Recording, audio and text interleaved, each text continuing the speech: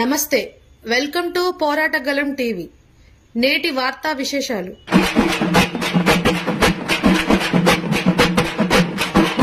CH Sita Mahalakshmi, anganwadi teachers and helpers association, AITUC రాష్ట్ర deputy general secretary. ఈవేళ ప్రజలందరూ మన ప్రభుత్వం అని ఎన్నుకొని కాంగ్రెస్ ప్రభుత్వం ప్రజాప్రభుత్వం అనుకున్నారు.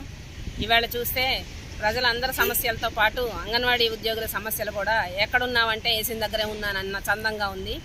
ఈవేళ మంత్రి సీతక్క గారు మాటలు కోటలు దాటుతున్నాయి, చేతలు గడపలు దాటనటువంటి పరిస్థితి. అనేక సందర్భాల్లో మంత్రిగా ఆమె ప్రమాణ స్వీకారం చేసినటువంటి సందర్భంలో మొట్టమొదటి సంతకం మినీ టీచర్ల మీద ఫైల్ మీద పెట్టారు. చాలా సంతోషపడ్డారు మినీ టీచర్ల సమాజం మొత్తం. కానీ ఇప్పటి వరకు వాళ్ళకి పూర్తి వేతనం ఇవ్వకుండా ఇంకా సెంట్రల్ గవర్నమెంట్ బడ్జెట్ రాలేదు, అది రాలేదు, ఇది రాలేదు అని 4 నెలల వేతనం ఎట్లా ఇచ్చారు?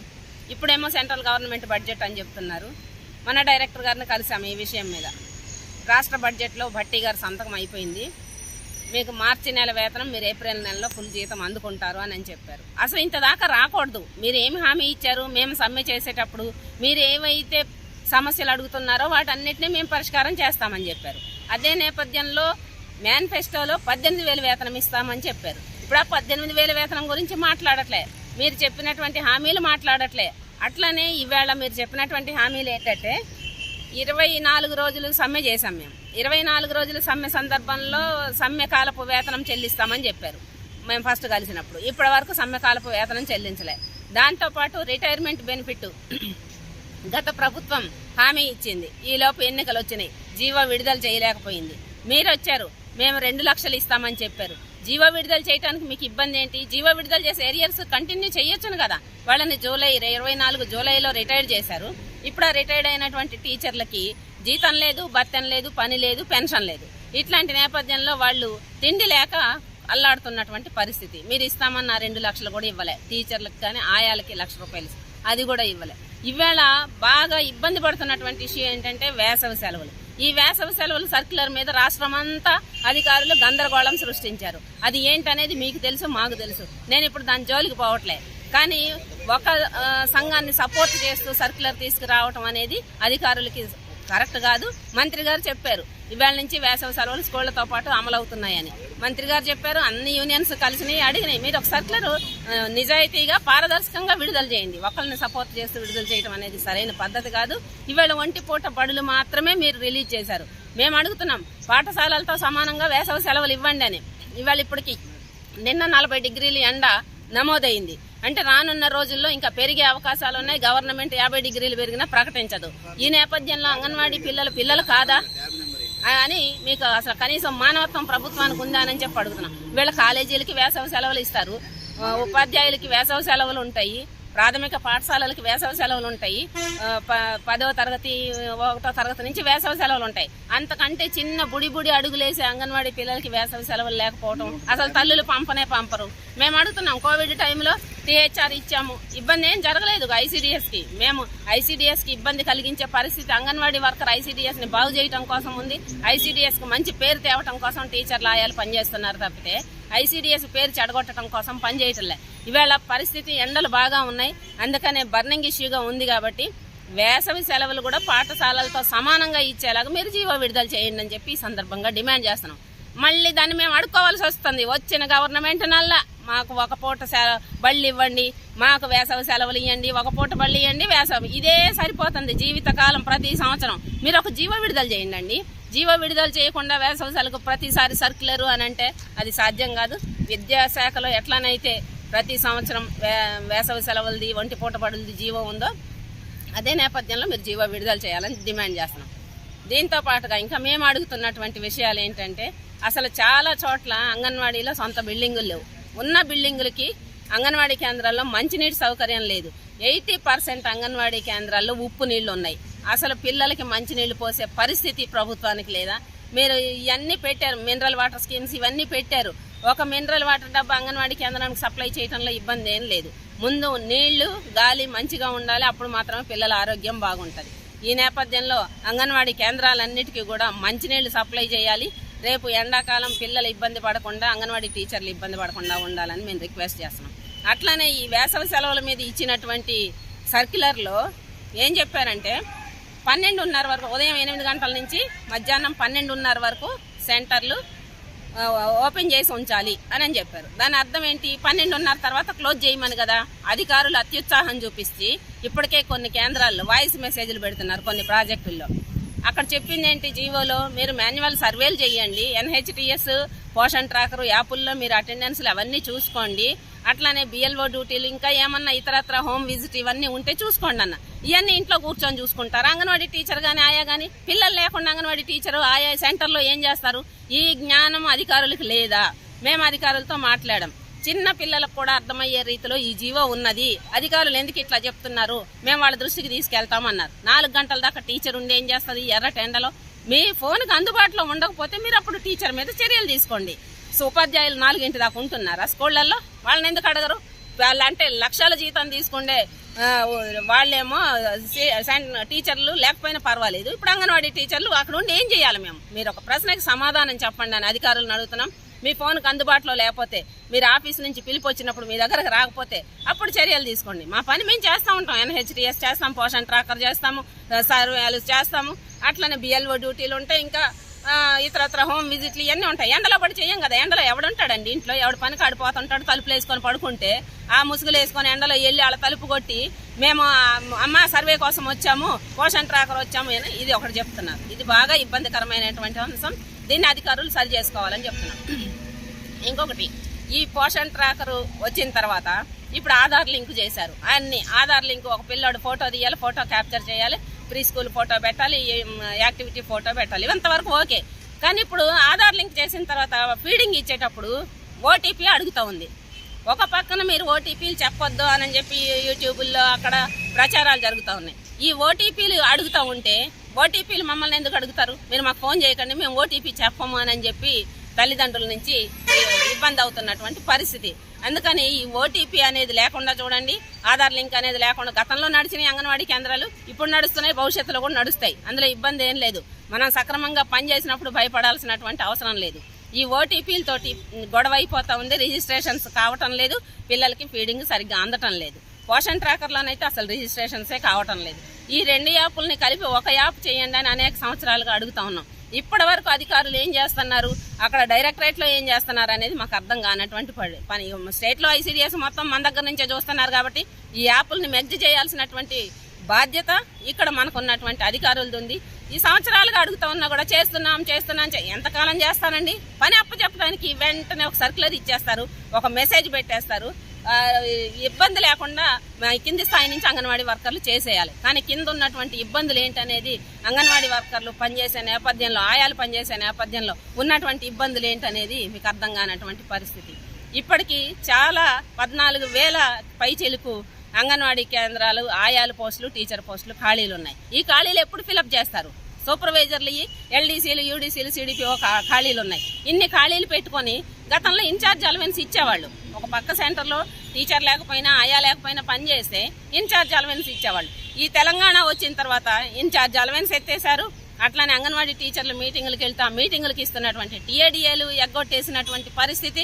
ఇవన్నీ ఏది అంటే ప్రతిదీ అంగన్వాడీ టీచర్కి కొర్రుబడే పరిస్థితి మాత్రమే ఈ ప్రభుత్వాలు చేస్తున్నాయి. అంగన్వాడీ టీచర్లనే ఆయాలు ఈ ప్రభుత్వాలు కప్పట్లు కొట్టించుకోవటం కోసం, ఈ సంక్షేమ పథకాలు అమలు చేయించుకోవటం కోసం మాత్రమే వీళ్ళని ఉపయోగించుకుంటున్నారని చెప్పి మేము బలంగా భావిస్తూ ఉన్నాం. భవిష్యత్తులో కనుక ఇట్లానే మీరు అంగన్వాడీ టీచర్ల ఆయాలని ప్రభుత్వాలు పనులు చేయించుకోవటానికి ఉపయోగిస్తే చాలా తీవ్ర వ్యతిరేకత వస్తుందని కూడా ఈ సందర్భంగా హెచ్చరిక చేస్తా ఉన్నాం. దీంతో పాటు ఈవేళ పిల్లలు ఉన్నటువంటి సెంటర్లు కొన్ని ఉన్నాయి, పిల్లలు లేని సెంటర్లు కొన్ని ఉన్నాయి. అసలు ఆయాలు లేక ఆ టీచరు 2 పనులు చేసుకోలేక ఇబ్బంది పడుతూ ఉంది. పోనీ జీతం నెల వస్తుందానంటే ఇప్పుడు ఈ నెల జీతము బడ్జెట్ ఎండింగ్ ఇయర్ అంటున్నారు. మన డైరెక్టర్ గారిని కలిస్తే బడ్జెట్ ఎండింగ్ ఇయర్ అంటున్నారు. బడ్జెట్ ఎండింగ్ ఇయర్ అయితే జీతాలు చేయడానికి ఇబ్బంది ఏంటి? ఆశా వర్కర్లకు ఎట్లా వచ్చినాయి, మిగతా వాళ్ళకి ఎట్లా వచ్చినాయి? అంగన్వాడీ వర్కర్లకే బడ్జెట్ ఎండింగ్ ఇయరా? ఇందులో మీరు సక్రమంగా మీ యొక్క పని అక్కడ నిర్వర్తించడం లేదా అనే అనుమానం మాకు వస్తూ ఉంది. మీరు మాట్లాడండి, బడ్జెట్ సెక్షన్లో మాట్లాడండి, ఫైనాన్స్ సెక్షన్లో మాట్లాడి సకాలంలో జీతాలు వేయించడం కోసం ప్రయత్నం చేయండి. గత ప్రభుత్వం ఉన్నప్పుడు 14వ తారీఖున వేతనం వేస్తామన్నారు, 2-3 నెలలు వేశారు. తర్వాత ప్రభుత్వం మారింది, 1వ తారీఖున వేతనం వేస్తామన్నారు. 1వ తారీఖు లేదు, 14 లేదు, 15 లేదు, 20వ తారీఖు అడుక్కోవాల్సి వస్తుంది. బడ్జెట్ వచ్చిందా అండి, జీతాలు ఎప్పుడు వస్తున్నాయండి అని చెప్పి యూనియన్స్గా డైరెక్టరేట్కి ఫోన్లు చేసి సమాచారం తెలుసుకోవాల్సినటువంటి పరిస్థితి ఇక్కడ కింది స్థాయిలో మాకు ఎదురవుతున్నటువంటి పరిస్థితి. వీటితో పాటు మన పక్కన ఉన్నటువంటి ఆంధ్రాలో చంద్రబాబు నాయుడు గారు గ్రాట్యుటీ అమలు చేస్తానని చెప్పారు. సరే, అక్కడ కూడా సమస్యలు ఉన్నాయి, అక్కడ కూడా ఆందోళనలు జరుగుతూ ఉన్నాయి. అంగన్వాడీ టీచర్లు ఆయాలు రోడ్ల మీదకి వస్తున్నారు సమస్యల పట్ల. గ్రాట్యుటీ మన దగ్గరకు ఎందుకు ఇంప్లిమెంట్ చేయలేకపోతున్నారు, మీరెందుకు ధైర్యంగా హామీ ఇవ్వలేకపోతున్నారు అని మేము అడుగుతా ఉన్నాం. అట్లనే రిటైర్డ్ అయినటువంటి టీచర్లకి మీకు సంఖ్య మీ దగ్గర ఉంది, ఎంతమంది ఉన్నారు, ఎక్కడి నుంచి ఉన్నారు అనేది మీ దగ్గర ఉంది. కానీ వాళ్ళకి సంబంధించి ఎలా బతుకుతారు అని చెప్పి ఆ పెన్షన్ దాంట్లో జీవో కోడ్ చేయాలని చెప్పి కూడా డిమాండ్ చేస్తా ఉన్నాం. ఇప్పుడు జూలై నుంచి తిండి లేదని చెప్తాను, కోడ్ చేయాలని చెప్పి దీన్ని కూడా కోడ్ చేస్తాం. అదే నేపథ్యంలో ఇంకా అనేక సమస్యలతో అంగన్వాడీ కేంద్రాలు పునరిల్లుతూ ఉన్నాయి. అంగన్వాడీ టీచర్ కేంద్రం నడపాలంటే భయపడిపోయే పరిస్థితి ఉంది, కత్తి మీద సాములాగుంది. ఈవేళ ఇంటద్దెలు నెల నెల వెయ్యరు, మరి బడ్జెట్ లేదంటారు. బడ్జెట్ లేకపోతే అంగన్వాడీ టీచర్ ఎట్లా ఇస్తుంది తన జీతంలో నుంచి నెల నెల అద్దె? ఓనర్ ఊరుకోడు. ఆ నేపథ్యంలో ఈమె జీతం నుంచి ఓనర్కి అద్దె కట్టి ఆ అద్దె అంగన్వాడీ కేంద్రం లేకపోతే ఖాళీ చేయమ్మా అంటున్నాడు. చిన్న పిల్లలకి ఎవరిస్తారండి? ఎక్కడంటే అక్కడ పాసు పోస్తారు, చికాకు చేస్తుంటారు, బొమ్మలు గిమ్మలు అన్ని పడేస్తూ ఉంటారు. పిల్లలతో ఇంట్లో ఒక్క పిల్లతోనే ఏగలేకపోతున్నాం. అట్లాంటిది 10 మంది 12 మంది 15 మంది 2 4 పిల్లల్ని పెట్టుకొని అంగన్వాడీ కార్యకర్త పనిచేయాలంటే పనిచేయలేనటువంటి పరిస్థితి. అంగన్వాడీ కేంద్రం ఖచ్చితంగా అన్ని బిల్డింగులు కట్టాలంటున్నాం. బిల్డింగులు లేని చోట స్కూళ్లలో గదులు అడగండి, విద్యాశాఖతో మాట్లాడండి, స్కూళ్లలో పెట్టించండి. ఇది ఒక భాగం అయితే ఇప్పుడు క్రచ్ సెంటర్లు పిఎం స్కూల్స్ అని వచ్చినాయి. అన్ని అంగన్వాడీలకేనండి, ఏది కాదు. ఎవరు ఏది మాట్లాడినా ముందు అంగన్వాడీ కేంద్రాలకు ఎసరు తేవాలనే చూస్తారు. ఈ క్రచ్ సెంటర్లకు పిల్లలు ఎక్కడి నుంచి పంపాలంటే అంగన్వాడీ సెంటర్ నుంచి పంపాలట. ఆమెకు వేరే జీతం ఇస్తారట. మేము అడుగుతున్నాం, ఇంకొక ఆమెను పెట్టుకొని వేరే జీతం ఇచ్చే బదులు మాకు వేతనం పెంచుతానన్నారు కదా, వేతనం పెంచి ఆ పని అంగన్వాడీ టీచర్తో ఎందుకు పని చేయించరు? ఇప్పుడు అంగన్వాడీ కేంద్రాలు క్రచ్ సెంటర్ లాగే చేస్తున్నాయి. ఇంతకంటే మించిన పని ఏం చేస్తారు క్రచ్ సెంటర్లో? అది క్లారిటీ లేదు, జాబ్ చార్ట్ లేదు, ఏం లేదు. ఇప్పుడు పిఎం స్కూల్స్ అట. పిఎం స్కూల్స్ పాఠశాలల్లో నడవాలట. పాఠశాలల్లో నడవాలంటే హెచ్ఎంలు అందరూ బాగా ఒత్తిడి చేస్తున్నారు. అంగన్వాడీ పిల్లల్ని మాకు పంపించండి అని మేము మొన్న డైరెక్టర్ గారిని అడిగాము ఈ విషయం. మన అంగన్వాడీ పిల్లల్ని పాఠశాలలకు హెడ్ మాస్టర్లు అడిగితే పంపించే పరిస్థితే లేదు, మీరు గమనంలో పెట్టుకోండి, మన పిల్లలు మన దగ్గరే ఉండాలని క్లియర్ కట్గా చెప్పారు. అందుకని మీరు భరోసా ఇవ్వండి. అదే నేపథ్యంలో ఒక పక్క ప్రైవేట్ స్కూళ్ళు పుట్టగొడుగుల్లాగా నడుస్తూ ఉన్నాయి. ఈ పుట్టగొడుగుల్లాగా వచ్చే ప్రైవేట్ స్కూళ్ళను అడ్డుకోకుండా గవర్నమెంట్ స్కూళ్ళనేమో నిర్వీర్యం చేసి, అంగన్వాడీ కేంద్రాలని నిర్వీర్యం చేసి ఈ ప్రైవేటు పాఠశాలల్ని అభివృద్ధి చేయడంలో ప్రభుత్వ ఉద్దేశం ఏంటనేది తెలియాల్సిన అవసరం ఉంది. ఈవేళ నూతన విద్యా విధానంలో భాగంగానే అంగన్వాడీ కేంద్రాల నిర్వీర్యం జరుగుతుంది, ప్రభుత్వ పాఠశాలల నిర్వీర్యం జరుగుతూ ఉంది. ఇప్పటి వరకు టీచర్ పోస్టులు ఫిలప్ చేయకపోవటానికి, అట్లనే సబ్జెక్టులు ఉన్నటువంటి పోస్టులు, టీచర్ పోస్టులు తెలుగు కానీ సైన్స్ కానీ ఇట్లా రకరకాల లెక్కలు ఈ టీచర్లను ఫిలప్ చేయకపోవటానికి కారణాలు ఏంటంటే ఇది ప్రభుత్వ విద్యని నిర్వీర్యం చేయాలి. ఇది ఒక్కటే ప్రభుత్వం, కేంద్ర ప్రభుత్వం పెట్టుకుంది. అందుకని నిర్వీర్యం చేసే పద్ధతిని మొత్తం కింది స్థాయిలో ఉన్నటువంటి ఉద్యోగులు, ఉపాధ్యాయులు, అంగన్వాడీ కార్యకర్తలు, సంఘటిత రంగం, అసంఘటిత రంగం అంతా గట్టిగా ప్రభుత్వాన్ని నిలదీసే పరిస్థితి, ఐక్యంగా పోరాటం చేసిన పరిస్థితి వస్తేనే మాత్రం ఈ సమాజంలో మనం మార్పు తీసుకురాగలుగుతాం.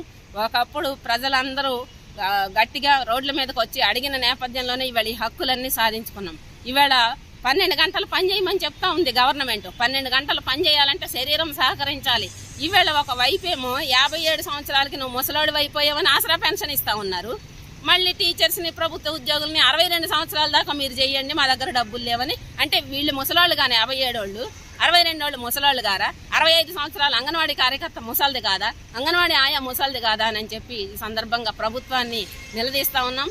ఇదే నేపథ్యంలో ఈవేళ అంగన్వాడీ కార్యకర్త ఆయాలు చాలా మంది సర్టిఫికెట్లు లేక వాళ్ళ వయసు తెలియక చాలా మంది రిటైర్డ్ దాంట్లో పెట్టేశారు. బోన్ టెస్టింగ్కి అవకాశం ఇవ్వమన్నాం. కొన్ని జిల్లాల్లో బోన్ టెస్టింగ్కి అవకాశం ఇచ్చారు, చాలా జిల్లాల్లో బోన్ టెస్టింగ్కి అవకాశం ఇవ్వక తక్కువ వయసు ఉన్నటువంటి వాళ్ళు కూడా ఈవేళ ఆయాలు రిటైర్డ్ అయినటువంటి పరిస్థితి. అక్కడ ఎంజిఎం డాక్టర్ గారిని అడిగితే ఆయన ఇచ్చిన సర్టిఫికెట్ ఏంటి? 65 సంవత్సరాల లోపు అని ఇచ్చాడు. 65 సంవత్సరాల లోపు ఏంటి? ఇంకొక హాస్పిటల్కి వెళ్తే బోన్ టెస్ట్ చేసి ఖచ్చితంగా 60 సంవత్సరాల, 62 సంవత్సరాల, 59 సంవత్సరాల ఖచ్చితంగా రిపోర్ట్ ఇచ్చాడు. ఇక్కడ ఈ డాక్టర్ గారిని హెచ్ఓడిని అడిగితే మేము కరెక్ట్ వయసు ఇవ్వకూడదు, ఇస్తే మా ఉద్యోగాలు పోతాయన్నారు. మనం కరెక్ట్ వయసు ఇవ్వకుండా నా అధికారి నాకు ఇంత వయసు ఉందని నిర్ధారించి నన్ను రిటైర్డ్ చేయాల్సిన బాధ్యత ఆమె మీద ఉంది. అందుకని మేము ఎంజిఎం హాస్పిటల్ డాక్టర్ గారిని కూడా రిక్వెస్ట్ చేస్తా ఉన్నాం, ఖచ్చితమైనటువంటి వయసును నిర్ధారించి ఇవ్వండి. ఇంత లోపు అని అంటే ఏం రిటైర్మెంట్ వయసు పెట్టాలి ఆమెకి? అందుకని ఇట్లాంటి లోపాలన్నీ ఉన్నాయి. ఇదంతా డిపార్ట్మెంట్ చేయాల్సిన పని. డిపార్ట్మెంట్ చేయకుండా ఒక సర్క్యులర్ విడుదల చేసేసి మీ చావు మీరు చావండి అని చెప్పి ఇవాళ ఆదిలాబాద్లో కానీ సిరిసిల్లలో కానీ చాలా చోట్ల ములుగులో కానీ అంగన్వాడీ ఆయాలు ఈ బోన్ టెస్టింగ్ మన జిల్లాలో ఖమ్మం జిల్లాతో సహా బోన్ టెస్టింగ్ సక్రమంగా జరగక ఆయాలు తక్కువ వయసు ఉండి కూడా రిటైర్డ్ అయిపోయి అనేక ఇబ్బందులు పడతా ఉన్నారు. ఖచ్చితంగా వీళ్ళ మానసిక ఇబ్బందిని మీరు అర్థం చేసుకోండి. అంగన్వాడీ టీచర్లకు ఆయాలకు న్యాయం చేయండి. అనేక రకాల సమస్యలు ఉన్నాయి. కింది స్థాయిలో డైరెక్టర్ గారు అన్ని సంఘాలను పిలవండి, జాయింట్ మీటింగ్ పెట్టండి. ఆ రకంగా సమస్యల పరిష్కారానికి క్షేత్రస్థాయిలో కృషి చేయండి. అదే నేపథ్యంలో ఐసీడీఎస్ స్టార్ట్ చేసి 50 సంవత్సరాలు పూర్తి వస్తోంది. ఇప్పటికీ క్షేత్రస్థాయిలో సమస్యలన్నీ అలాగే పడవబడి ఉన్నాయి. ఖచ్చితంగా దీన్ని అధికారులు గమనించాలని చెప్పి డిమాండ్ చేస్తూ రానున్న రోజుల్లో అంగన్వాడీ ఉద్యమాన్ని తీవ్రతరం చేస్తామని ఈ సందర్భంగా ప్రభుత్వానికి హెచ్చరిక చేస్తాం. సమావేశాలు జరుగుతూ ఉన్నాయి. అదే నేపథ్యంలో వీళ్ళు పెంచుతానన్నటువంటి వేతనాలు ఏంటనేది క్లారిటీ ఇవ్వాలి. దాంతోపాటు మినీ టీచర్ల బకాయిల మీద క్లారిటీ ఇవ్వాలి. మాకు రావాల్సిన 2016 నుంచి అంగన్వాడీ టీచర్లకి ఆయాలకి రావాల్సినటువంటి టీఏ బిల్స్ కానివ్వండి, సెంటర్ అద్దెలు కానివ్వండి, ఇట్లానే మెనూ ఛార్జెస్ కానివ్వండి, వీటన్నిటిని కూడా బడ్జెట్ సఫిషియెంట్గా ఐసీడీఎస్కి సరిపడా బడ్జెట్ కేటాయించి ఈ ప్రభుత్వం యొక్క నిజాయితీని నిరూపించుకోవాలని చెప్పి డిమాండ్ చేస్తున్నాం.